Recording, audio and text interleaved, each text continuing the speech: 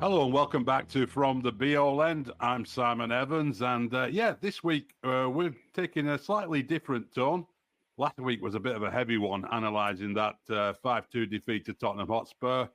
Thanks very much for all the feedback we got on that. We got record numbers listening to that.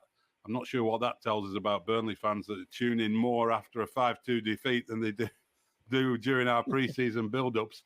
But no game this weekend, so we thought it's a great opportunity to bring a special guest on, and absolutely delighted that former Burnley goalkeeper Brian Jensen joins us on this podcast, together with obviously Chris Bowden from the pod.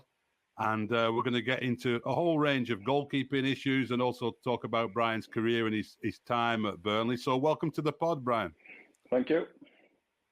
Yeah, so just starting off, just catch Burnley fans up with what you're up to these days. You're at Shrewsbury Town, I understand, yeah? Yeah, I'm goalkeeping coach up at Shrewsbury Town.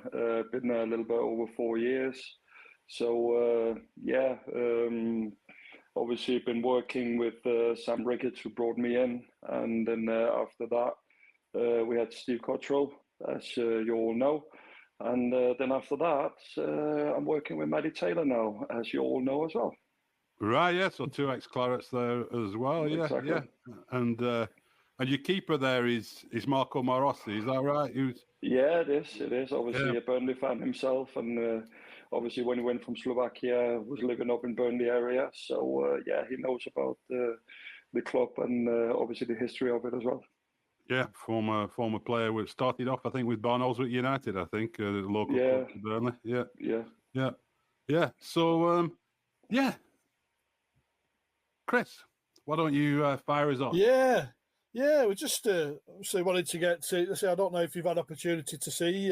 You saw a bit of them last year.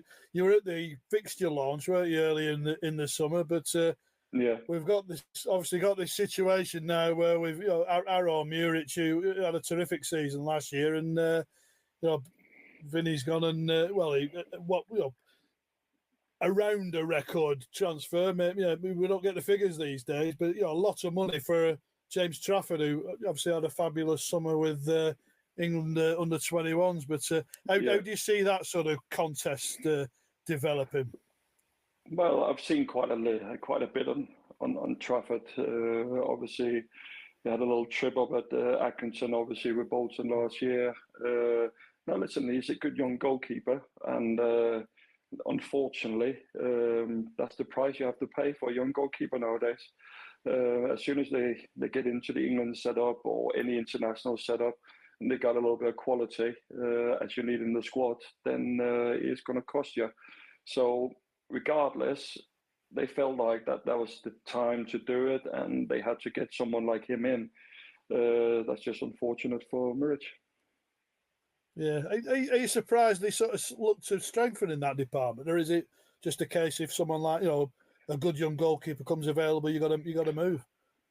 No, it's something they're looking at profiling. They're looking at what kind of goalkeeper they want for the squad and for the team itself. And obviously James, he actually suited that a little bit more than, for example, Lucas Jensen they already had in there. So obviously they're looking into that. They're looking, is his style of play. There's a lot of different, things that get into that. There's a lot more thought process behind it. It's just not like, listen, now he's just good at this, good at that. It's everyone in the football club have to be more or less the same. That's how you look into profiling, and they see James Trafford be closest to Muric, and that's where the rivalry come in.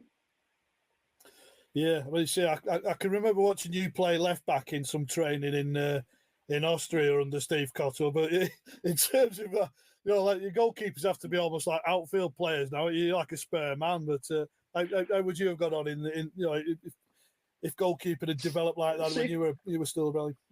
Chris, I didn't get in goal until I was 15, so it would probably have suited me. But then when I went through AZ Alkmaar, obviously, to go into West Brom, to go into Burnley after that, when you get into the England setup and the style of play, you lose it quite a bit and quite quickly. You know what I mean? So obviously, it was not something that you really empathized with, that we had to be good outfielders. We had to stop the football going into the net. Yeah. You know what I mean? And you have to be dominant in the box and all that. All that has changed because it's new balls. They're being whipped in. Do you really see a lot of like dominant goalkeepers going in the box and just pick it down like cherries and stuff like that? No, you don't really see it anymore because the balls are traveling too fast. It's completely changed. And now the philosophy is obviously, since the Van der Sar and the Neuer days and all that, and Johan Cruyff started at Barcelona, and even before that at Ajax as well, you know, you have to be a footballer now as a goalkeeper. But then I still believe in the good old trade that you need to stop the ball going into the net. You need to be able to play football. You need to be able to have good touches, make good decisions. Are you kicking it into short? Are you kicking it into line 2 or line 3 or whatever you need to do? You need to be able to see that, and that's what it's all about right now. But I can also give you a little bit of a heads up. If I'm looking for goalkeepers, I am looking for that because there's a kind of a profile. It's a little bit different in League One, for example, down at Shrewsbury. But we are looking for the profile, you know, similar to Marco, so we spoke about him earlier, that can play football, but at the same time, you can actually stop footballs going into the net. But what we get nowadays, a lot of kids coming out of the academy, the old school forgotten goalkeeping stuff, they're focusing too much on that. Yeah. So you're getting goalkeepers that's either unbelievable, their feet, but they can't catch a football, or they don't have that, what we say, passion to stop the ball going into the net because, I could play a lot of football, I could do this, I could do that. And I think you need to find the balance in between the two. And I think a lot of academies at the moment, they're focusing a little bit too much on what is a little bit of a fashion thing. Yeah. And I'm still looking for a goalkeeper that can do everything. You know what I mean? So, yeah, but then if you want to have a goalkeeper that can do everything, you have to buy someone an international like James Trafford, unfortunately. Yeah, but I would say, I mean, there's a Shrewsbury lad himself, Joe Hart, but he seemed to be a bit hard done to at Manchester City, and he obviously came to Burnley, from City, and ended up on the sidelines really when Popey was fit. But it's just, you look at him at Celtic now, and you think he can do a job with his feet, and he can do a job as a goalkeeper. Yeah, of course he can, and for Joe Hart to be at Man City, you need to be able to do stuff like that. You know what I mean? You need to be able to play. You need to be able to be a good overall all-round goalkeeper. You need to. And that's probably one of the reasons, and no disrespect to Popey because he's done absolutely brilliantly, you know what I mean? But is he a style of player or style of goalkeeper that now Burnley could use? You know what I mean? Would he go to Arsenal, Popey? Would he go to Man City, Liverpool, Manchester United? You can see with David De Gea, we're talking about a top professional who went through really, really hard times when he went to England, at like 18, 19, and balls was flying in past him, around his ears. He couldn't deal with the pressure. He couldn't deal with the, with the so-called dominant goalkeeper. And, he couldn't do it, but he overcame it. You know what I mean? So he's done really, really well. But then now he's not good enough for Manchester United, hence they brought Onana in.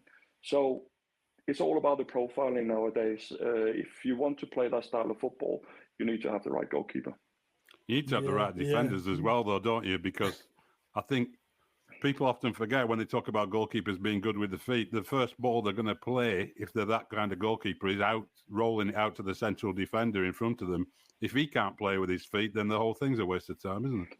Yeah, no, listen, no disrespect to any goalkeepers around, but your defenders should be better footballers than the goalkeeper. So if they can't do it, then you already got a little bit of a problem, don't you?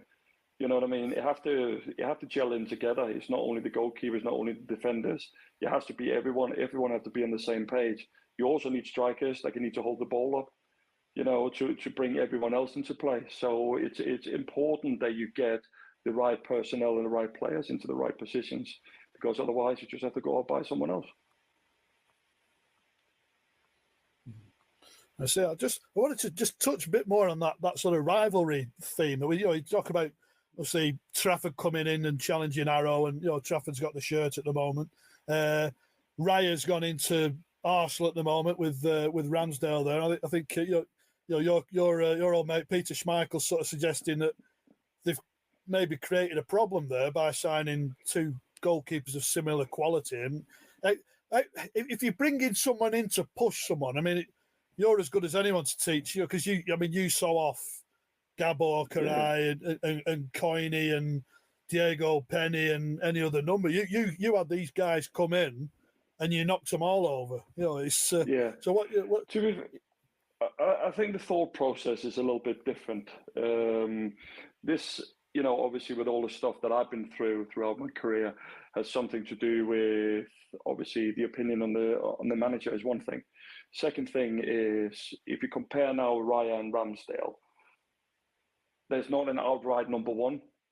No. So they know whoever keeps the shirt will keep it. And that's just the way it is. But then the other one needs to actually accept that.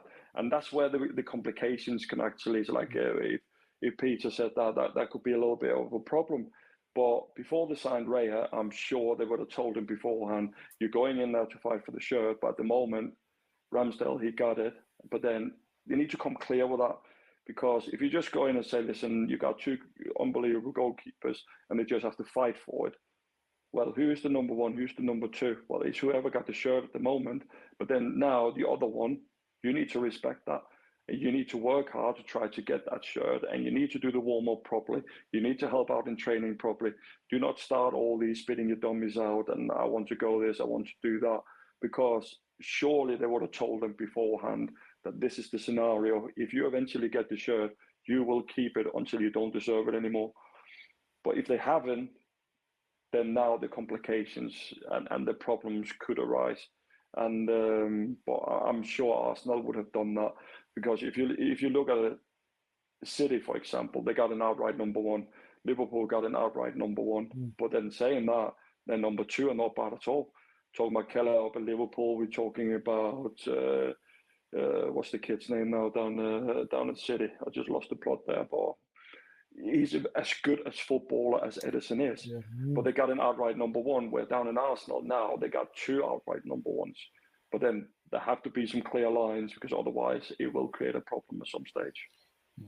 It's almost like, are you waiting for one mistake? Are you waiting for 5 mistakes? It's like, how do you... No, it's not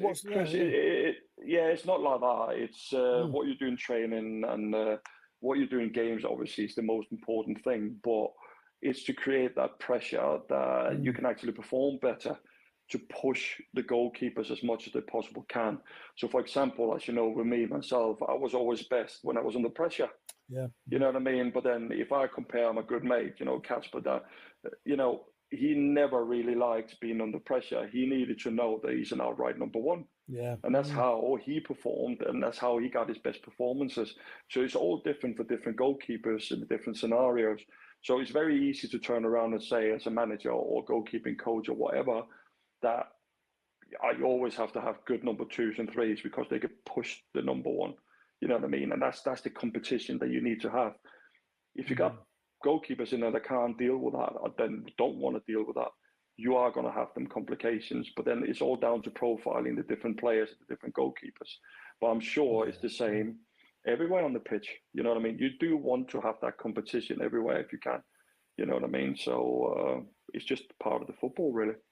How does that dynamic work, Brian, in training, though, when you've got a situation where, you're the number one keeper and then they bring somebody else in and it gets reported and talked about that, this is a competition, this is a challenge, not that he's been brought in as a number 2, but we've got 2 number 1s, as people like to say. You've got to train together very close, closely with somebody. It's different from any other position in that sense, isn't it? So how does that, did you always find that the other keepers, there was the goalkeepers union and everyone was working together to make each other better, or does that tension get in there? No, you have to. If you don't work together, it's not going to work regardless. If you start sulking and you start spitting your dummy out and all that kind of stuff, you will always have the GK union. If you have goalkeepers in there, I've heard some stories, about some goalkeepers that can't deal with that, and they would just, if you don't do it the right way, it's going to create a problem that the football club in general, it's not going to suit the football club, it's not going to suit the players and the rest of the team if they don't do that. So how I saw it every single time was a challenge. is a challenge for me. And every single bit that the opposition goalkeeper did, I had to do better. You know what I mean? So if he was in the gym for 10 minutes, I was there for 15, 20 minutes. If he was doing this, he was maybe if I was struggling at some stuff that he was better at, I would work my nuts off to make sure that I actually got better. At every single small-sided games, every single cross, everything, I have to beat him at every single little scenario. And it's the only thing you can do. So my motto is always with hard work pays off. So if you keep on doing that, eventually they cannot look beyond you. They have to look at you. But if you start creating problems and all that, you're just shooting yourself in the foot. And as you know, with Burnley, I felt that myself. So I can only say that out of experience that, you know, when that happened to me, and one of the worst things that ever happened to me, and I shouldn't have done, one of the biggest mistakes, was to go on the transfer list. You know what I mean? But at the time, there was some stuff happening behind the lines that nobody knew about. And in my humble opinion at the time, it was unfair. And some of the stuff, and I didn't feel wanted, didn't feel like that anyone saw me as a potential first choice. You know what I mean? And even I was working and do all the right stuff. I was never complaining. I was never spitting my dummy out. Sometimes enough is enough. But it backfired, because then certainly fans don't know what's going on behind the lines. People were looking at me, oh, now he's just sulking, he's just want to leave and all that. Unfortunately, that's how the football game is. You know what I mean? But they don't know what's been happening down the line. Right. Behind the lines. They don't know. You know what I mean? So I had to accept that. I had to listen to people being negative about myself and all that. But the only thing I wanted is just to look after my family and play football. Nothing else. Nothing else. And that's the only thing I wanted, and it's the only thing most people wanted, and it's the only thing most football players want, is just to go in and enjoy your football. And at the time, I just didn't, for various reasons. I don't want to go into details for that, but that's just what it is. And I'm telling you now, it was, from my point of view, it was a mistake. I shouldn't have done that. And that's why I can't recommend it to anyone, because you just have to take up the fight. Sometimes, if you've done it over the years, like I did, we're not talking about, this was not like a month or two. No, we're talking about this was years and years and years and years. And I had to dig myself out of a hole every single time. But that's why your mentality comes into it. But sometimes you will know yourself, whatever reasons, if you're working and you're not happy and people keep on knocking you down, etc., sometimes enough is enough. You know, sometimes you have to stand up for yourself and say, listen, I can't do this anymore. I'm not happy. If I'm not happy, I can't perform. You know what I mean? So, but if someone just comes in, and we're talking about over a year, and they've been told to fight for the shirt and they don't get that chance, well, we told you beforehand what was going to happen. If you give them clear lines beforehand, there's no problems. And you speak to them, even if they like it or not, there's no problems at all, because we will accept that as players. We know it's part of the football game, and especially on the goalkeeping position. I mean, Garbo Kirai was an interesting one when he came in, because I spent a bit of time in Hungary, actually, so I knew him a little bit. I knew of his career anyway. And obviously, he was like absolute number one for his national team, 100 caps. Regular starter in the Bundesliga for several seasons, then goes to Palace, comes into Burnley. And a lot of people at that time were saying he's come in to replace the beast. You know, of course he did. He obviously didn't do, and you met that challenge and everything. But how did he react to that? Because with that sort of background of being somebody who's been number one everywhere they've been, to pretty much, not always at Palace, but most of his career he was a number one. How did he react to like not getting your shirt? No, Gabbo was fine. To be fair, he was a sound bloke, really nice bloke. A little bit weird sometimes in the training session, some of the stuff he was doing. I was thinking, you're an absolute lunatic, but he's an absolute sound bloke. We always helped each other one way or the other, and there was no problems at all. I've not had any problems with any goalkeepers, because they had the shirt before me. Yeah. Every single time. So the only thing you can do is just work hard as much as you possibly can. I want to be better in every single little detail, all the way through. And that's how I came through it all the time.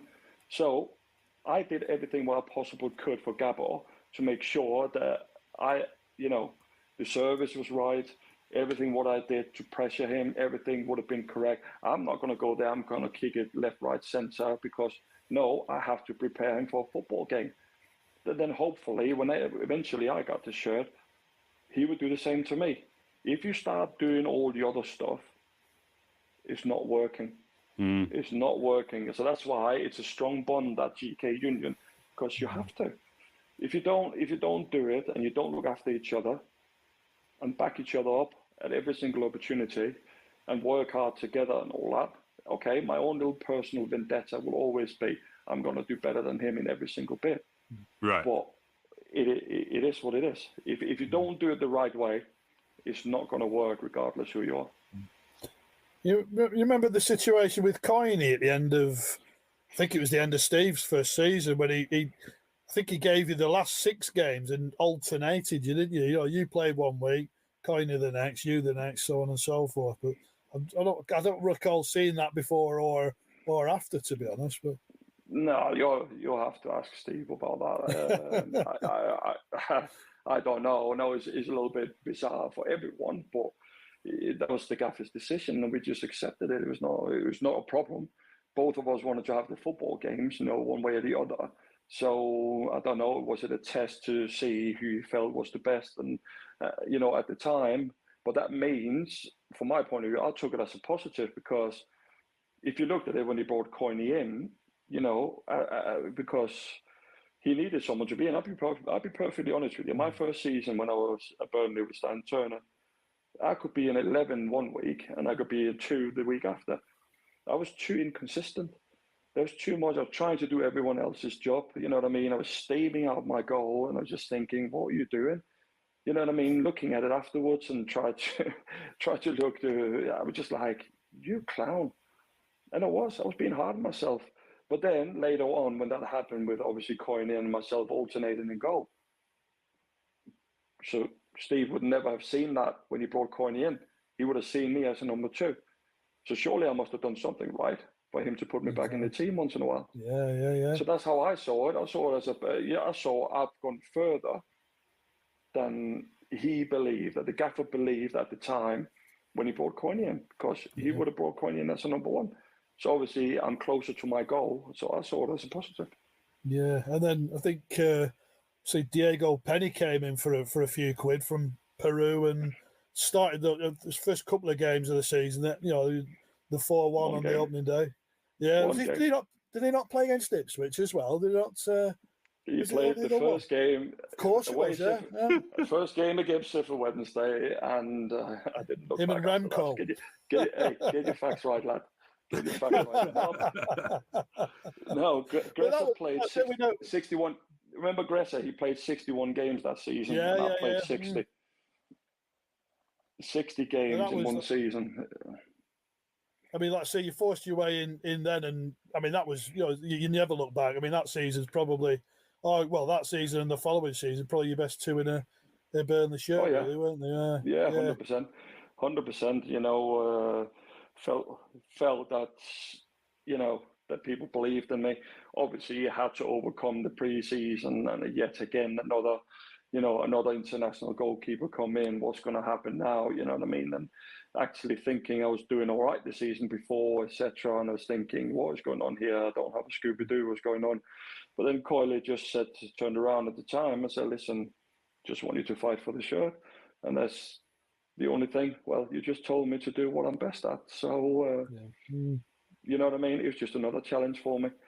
So it didn't really bother me. The thing that bothered me the most, obviously, I didn't play that game against Sheffield Wednesday because I was still hoping that I was going to start. But when you buy a goalkeeper for money,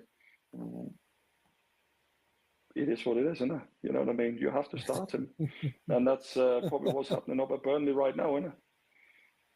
Absolutely. It's just, I say, you got to, I mean, the patience. I mean, like I say, you talk about the Leicester situation, Danny Ward, who just sat around for season on season, didn't he? It's a similar thing for Wales, really. But it must be hard to sort of have that patience as well. But yeah, but you've got no choice. You signed a contract, and then if you want to go away from there, you need to sort something else out. You need to speak to the football club.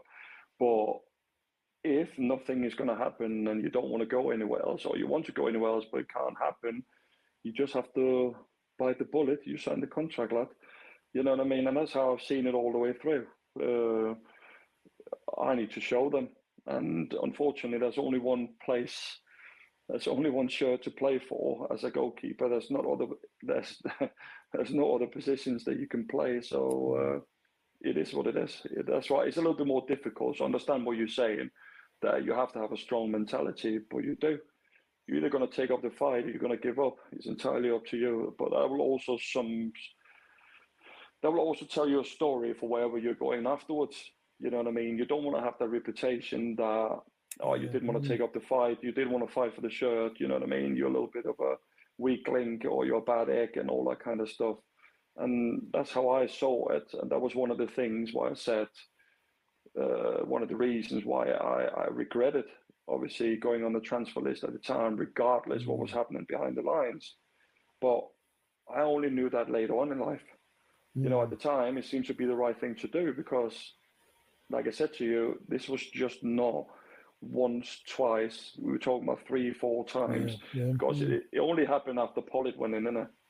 When he brought Mike Pollitt down, you know what I mean? And I was just like, how many times do you have to get up? You know what I mean? In the same club, you know, with the same people around you and all that. And, you know, it's just, it is what it is. But nowadays, it was a learning curve for me. You know what I mean? And I respect whatever happened at the time and whoever was in charge, it doesn't matter to me. The most thing that's important to me is that I learned from it. And I cannot recommend that to any goalkeepers around the world. Definitely not. Don't do it. Just stick to it and fight for the shirt. That's the only thing you can. Grind it out. Hard work will pay off in the end. If you're good enough and you believe in yourself, hey, it's just an opinion, innit? Yeah, it's just an opinion. That's what it is. Unfortunately, it's always the boss to have that opinion, and it might not go your way. But it is an opinion. So as long as you believe in yourself, you got your own opinion that you can be good and you are better, then stick to it. That's the only thing you can do as a goalkeeper. Brian, tell us a bit about how. Tell us a little bit about how you ended up at Burnley. So you're at West Brom. How did the move to Burnley come about? Well, obviously we had a promotion up at West Brom at the time, but I think we were back down in the Championship, and my contract ran out in the summer in 2003, and I spoke to them in January. I wanted to stay at West Brom. I really enjoyed it there. My first few years, didn't play as many games as I wanted, but I enjoyed it. I was comfortable. You know, I had a house down there. Obviously, my wife nowadays, a new girlfriend who was living down south as well, near Worcester. Obviously, we really liked each other at the time. So I was comfortable, wanted to stay. But when I spoke to them in January, they said to me I was definitely going to get a new contract. And then at chasing them up since January, when are we going to sign this contract? When are we going to do this? When are we going to do that? And it never happened. And then at the Player of the Year I was told that I'm only going to be like a second, third choice, and they would cut my wages in half. And I was on peanuts anyway, so I was thinking, well, you could at least have told me that in January, so I could potentially I found another move somewhere else. But at that time, Tranmere, Stoke, and Burnley came in over the summer, and why I ended up at Burnley was because of Stan Turnant. Simple as, you know what I mean? I could have gone closer to Stoke, a little bit further up to Tranmere, but to travel all the way up to Burnley from south of Birmingham, and obviously I had to move, but he talked me into it, and he seemed like a genuine guy, and I loved him, seriously. So he was the one that talked me into it, and that's how I ended up at Burnley. All his former players. Well, I say all his former players still have that affection for him. He had that effect on people, didn't he? Oh yeah, 100%. Obviously, I had the wrath of him a couple of times as well at the same time, you know. But yeah, tell you a little story when we played Crewe away, and we lost 3-1. And he always had an issue with. So bear in mind what I just said, that my wife, she is an air hostess, and she was based down in Birmingham. So we tried to find a house in between so she could still travel down to Birmingham, and I could still go up to Burnley. So we ended up in Congleton, so like in Cheshire. So she had about an hour and a half down to work, and on a good day, I could do my trip up there in an hour. But he was always having a problem that I was living an hour away, and he was not happy with it. But I said to him, listen, I didn't really have a choice. I really wanted to go further up north, like north of Manchester. Let's go like to Rawtenstall or to Ramsbottom or anything like that. So just in between. But it's too far away from the wife at the time, and she was actually pregnant with Jamie as well. So my hands were tied a little bit, and I was feeling pressure from one side and obviously from the other side. And then we were playing Crew, and he was not happy with me at the time, I remember. And he's just like, and you still living 3.5 day camel ride away from Burnley. You know what I mean? I was like, yeah, I know, but that's not really the case. But honestly, some of the stuff, yeah. That's a Stanism, isn't it? So it's just one of them things where it's just like, yeah, okay, I get it. I say it was usually Weller and Glenn he picked on, wasn't it? Always, because he was the joke in the club, and he was the joke in the club. So him and Robbie, they were great lads. Some good times there. Oh, it's brilliant. We touched on the promotion season and the Premier League, and you spoke about that sort of character.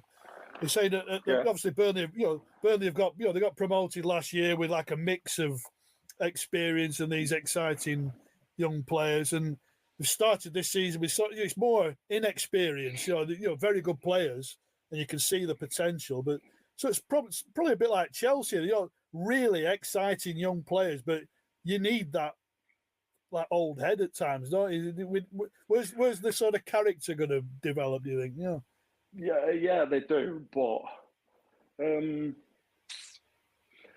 I don't know what I can say about it. It's a process, isn't it? It's a process. So with the team that they got and the squad they got, you should stay in the league.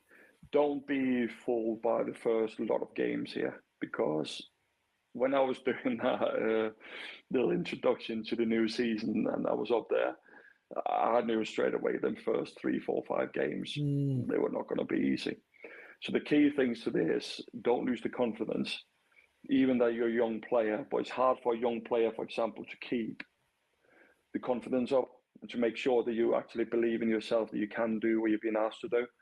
And that's probably the challenge for Vince. It's definitely going to be the challenge to make sure they keep the confidence high and believe in the process and believe in what they're doing and all the principles and all that. Then it should be good enough. But that's the key thing. And it goes all the way from the goalkeeper up to the strikers and to the substitutions, because all the players have to be involved, because there have to be rotations. And then that's why you got so many good young players there. It's because of the rotations that you need to have. But the fans and everyone else need to believe in the process, because look at what they did last year. Exactly. And now they have actually built on top of that to make sure that they could cope in the Premier League. And if they survive this Premier League here this season, which I truly believe they can, with the players and the squad they got, now they can move even further ahead. So, for example, if you look at our promotion season, when we went into the Prem, we were just there to survive, weren't we? We were there to survive because we didn't have the depth in the squad. We had a lot of experienced players. We didn't have the youth. We had a good mixture of everything, but just not enough. But now there is enough. There's enough there to definitely, if you're looking at some of the teams that potentially going to be down the bottom and you're looking on a piece of paper, so listen, you're in a good place. You're not in a bad place up there. So even don't be fooled by these first few games and all that, because they were always going to be a tough task. Is that an old school thing that you sort of, you need that character? Is it just sort of, the quality will just override everything, you think? Like I say, believing in the process and what Vinny's doing. Yeah, but if it doesn't suit the profile, they could easily go out and get someone. Let's just like, let's just sling a name out there. You saw Johnny Evans with Man United over the weekend. Yeah. Mm. You know what I mean? Does he really suit the profile of what they need to have in their football team? You know what I mean? So you could get someone like him into the football team, and you could say, well, you got an experience head on him. You know what I mean? He can do everything on the football, blah, blah, blah, blah, blah. But is he really that profile? Does he suit the whole team and the process? So you can look at it this way, you know what I mean? Sometimes experience, not everything. If you got the quality and you just believe in the process, the experienced thought can be from Vincent Kompany and the coaches. You know what I mean? And as long as they believe in that process and the principles that they're slinging about in the team and stick by it, it'll be all right. It'll be all right, because that is the kind of football that you want to play when you're in the Premier League. Hey, this was not an overnight thing, but for Vincent Kompany and the rest of the lads there, credit to them, because to be that dominant, to get out of the Championship in his first season, to change the whole philosophy of the football club and the style of play and everything up there. Come on. Come on. Yeah, you don't see that. Have you ever seen that someone being that dominant in the Championship with a new manager, new people, new squad, new philosophy, new process? That has never happened. Seriously, I cannot go back and think since I've been over in England, has that ever happened? Like Tigana at Fulham. I mean, like we're going back 20 odd years, aren't we? Sort of thing. It's yeah. But then was that his first season? I can't remember off the top of my head, but he sort of he put a team together very quickly that summer, didn't he? That but he was buying quality. He wasn't buying young lads, was he necessarily? No, and he had a good squad around him already. So I'm not saying that obviously Burnley didn't have a good squad around him already, because he would have. Because obviously there's still some quality players there that he hasn't brought in that was there from the start. But so let's rephrase it then. There's not many that's done it, is there? No, not at all. You know what I mean? And I don't believe that Tigana went down to Fulham and changed the whole thing, the whole process about it. Not in the same way as Burnley has done it, because obviously we played them twice last year. So it was a pre-season and then in the cup as well. And we knew straight away that this team, they are agile, they're athletic, you know what I mean? And they can flip and pass the ball at the same time. And they could hurt you at any moment that you just have a little blip, you know what I mean? And that's what you need, because you can get away with gambling and you can concede 2-3 chances, let's say, in the Championship. You know what I mean? But you can't in the Premier League. So he's already prepared himself for it, because you can see in the cup game last year when they lost to City. Different scenario, different story. That is against the best team in the world. First game of the season was always going to be a tough task. But don't dwell on it, because there's something going on there. That's what I believe in my humble opinion. There's some right stuff going on there. And I'm still following a little bit behind the lines. And a few of my friends as well, I follow them on Facebook and all that. And there's a lot of different opinions there that it just seems to me you don't have a Scooby-Doo what you're talking about. It's fair enough, isn't it? But it's I say people do get carried away, don't they, by results? Especially if you're losing 5. That's what it is. 3. It's a result-based game. If you don't win, then there's always going to be a problem. But can you believe? The change. That's saying from. I mean, Sean worked miracles, didn't he? Getting Burnley into Europe, etc. The manner of Vincent and the pace that he did it at last year, it's different. It's unheard of. Yeah, it's unheard of, because it was not only, it's the whole style of play. It was everything. Just the whole thing around the place. When I went up there, I was just like, well, Jesus Christ, what's going on? You know what I mean? If you're looking around the surroundings and all that, little Burnley that I came up in 2003, it's a Premier League setup now from everywhere. Yeah. And every single little department. You know what I mean? Getting changed back at the club and stuff. Yeah, everything. You know what I mean? So obviously Daichi, he obviously built that up. And now Vincent had taken over. So all the base, all the stuff behind the lines, like the training facilities, all the food, everything was going on there. So all them basic things that you need to have in a good football club, Daichi created that. He did. He started it and built it up all the way from scratch. And then obviously Kompany has gone in and stepped it even further.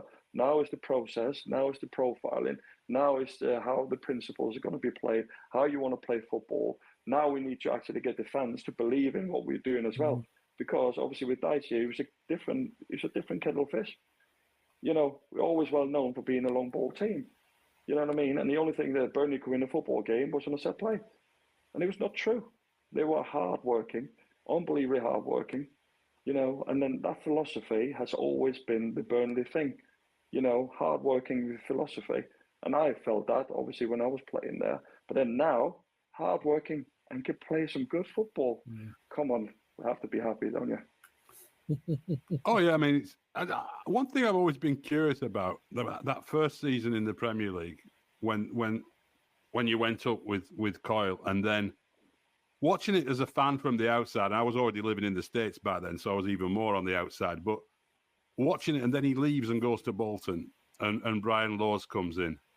And I remember watching Brian Laws when he was in Burnley's youth team as a kid, and I liked him as a footballer and everything. But I was just on the outside, it seemed like the heart got ripped out of that team a little bit, but when Coyle left, what was it like on the inside? Was it a massive shock when you left, or did you just get on with it? You're spot on, but that's what football does. You know what I mean? Even at the promotion party down in London, we already heard a rumor down there that Coyle was going to go to Celtic. Yeah. You know what I mean? So we're walking around celebrating with our family and friends and our teammates, etc. And the next thing, we're just like, wow. But there was only two teams he was going to leave for, wasn't it? It's going to be Celtic or Bolton. So listen, whatever that man did for us at the time, so great man management. Is he a tactical genius? No, I wouldn't say so. He was the last piece of the puzzle that we need from the various managers we had before with the team that we had. It was just like, it just suited. We with the structure and the discipline we had before, we just needed to have a little bit of a, come on, let's just play some football and enjoy ourselves. You know what I mean? We got a good squad and we got good people around us. And after the first 5 games of that season, we were thinking, Jesus Christ, what's happening here? And then after that, we just flew. To go through, that far in the Carling Cup and with all the games that we played, and it was unbelievable. It was an unbelievable achievement. But it was just like, with him, it was just the last piece of the jigsaw. And then Burnley fans need to remember that. Obviously, there's been a lot of hurt people because he left. We were hurt as well. But unfortunately, it's part of football. And that's not, listen, wouldn't you, if you got, whatever you're doing now, if you got a job and you could double up your wages and look after your family, come on. Oh, yeah. We would all do that. We would all do that. So it's obviously from our personal perspective for staying, I truly believe if he stayed that we would maybe get them extra points that we needed to stay up. But that's all speculation. There's nothing we could do about it. So whoever got an opinion on what Coyle did and could never forgive him about it, come on, grow up. No, I've spoken to him about it. He gets he's still a bit upset that Burnley fans are still upset about it, really. Of course. Yeah. Of course. Because what he did, like I said, it was for us as players and football club. He was the last piece of the jigsaw. That's how I've seen it all the way through. You know what I mean? And with the squad that we had, did we have the best squad? Did we have the best players? No, but what we had togetherness. And he brought that together proper. He let us do stuff that you would not believe. You know what I mean? Chris, you probably heard a few stories from America, etc. But it's because it was all about being together and had that camaraderie, just being, the socializing. We need to be able to cope with each other. and we need to be able to like each other, and we need to be able to fight for each other. You know what I mean? And cover for everyone and all that. He created that environment in there. And people don't see that, don't know that. The only thing just that people just say is like, you know what? He left. But I just anyone would. It's a sliding doors, you know Mum. I mean? You wonder if what's happened since would have happened without that moment, that promotion. You know, it's just. I mean, it was you said the fourth year of parachute payments when Sean got Burnley back and so on and so forth. But that was the sort of catalyst, wasn't it? That it was. But then I can tell you straight up here now, and then believe it or not, you can ask everyone, all the players, ask them. Before the last game against Bristol City, we won that 5-0. There was not going to be any changes in the playoffs. We knew we were going to play Reading, and there was no changes. Reading, yeah. So I can't remember who Sheffield United play anyway, but there was going to be no changes anyway. Yeah, Preston, we knew, but we were going to go into that game, and we were told, listen, the club could go into administration if we don't get promoted this year. Thank you. No problem. We'll sort it. Don't worry, fellas. We'll get that sorted. The amount of pressure that was on there, but we couldn't have dealt with it if we didn't have Coyley to get us together. And then Gresser put us together with all the other lads, had a lot of experienced heads in there and a lot of character in there. And if we didn't have that, we wouldn't have survived anything. We wouldn't have survived the Carling Cup stuff. It's the only time I cried in football to losing that game against Tottenham. And obviously when we got promoted at Wembley, I had a little tear there as well. But out of disappointment, really, really broke down. How we got over that hurdle to get that promotion that year, all down to the lads and the guy that was driving us. And then that's, you know what I mean? People need to realise that and respect that, you know what I mean? And obviously I was disappointed when he left. But come on, if I had that opportunity, I would. Chris, you would. Simon, be honest, lad. Of course you would. I can see if I can make out the picture behind you. That's the penalty save, is it? Let's see. Yeah, I didn't do it on purpose. And that was just.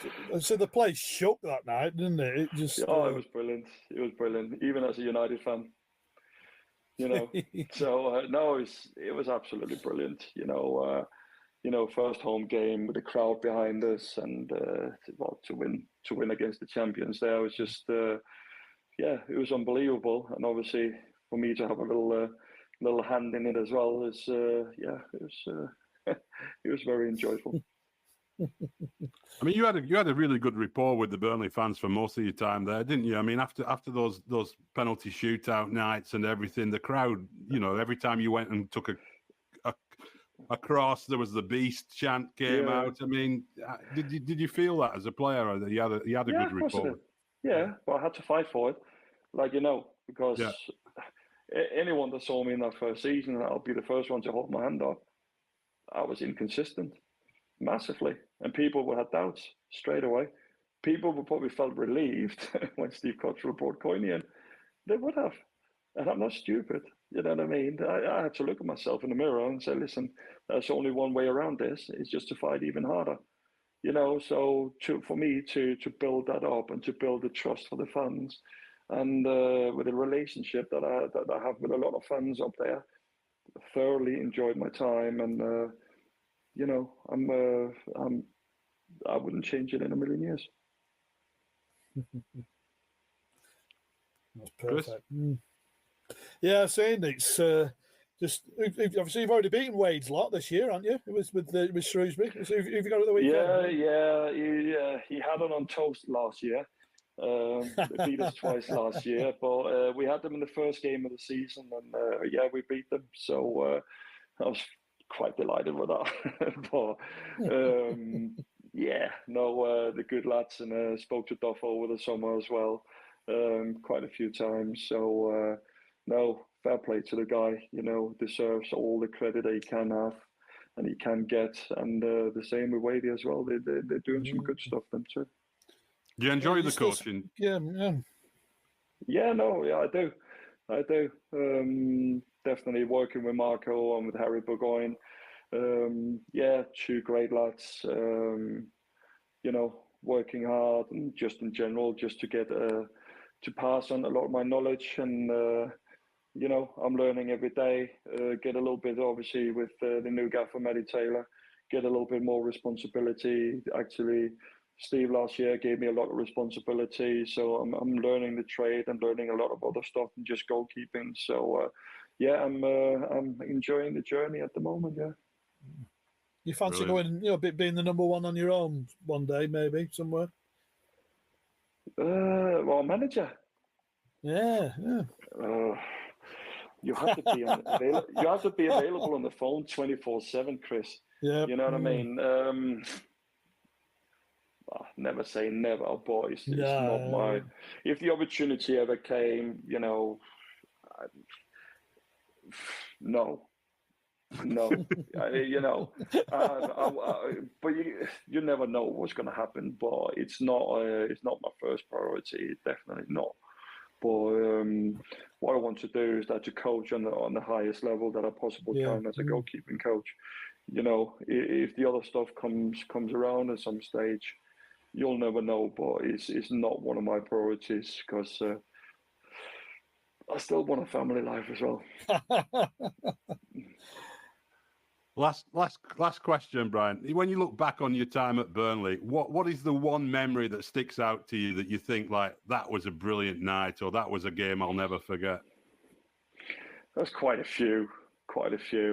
I think one that stands out for me personally, we could always turn around and say, Wembley.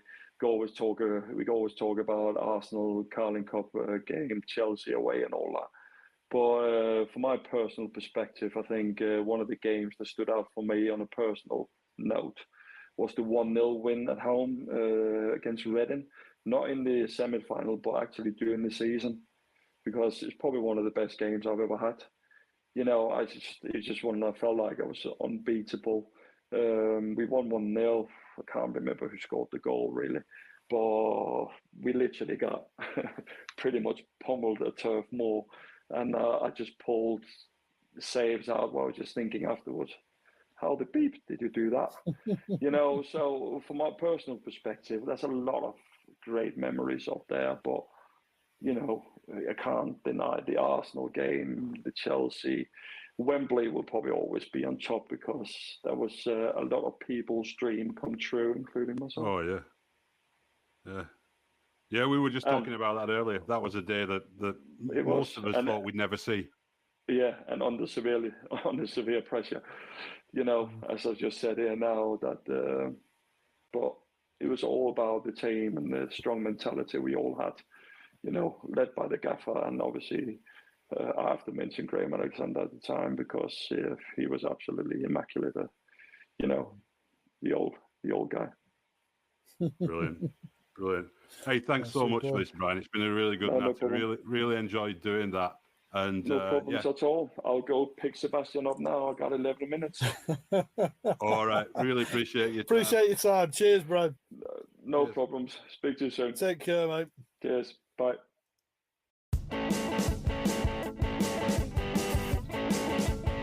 Jimmy McElroy to Watson.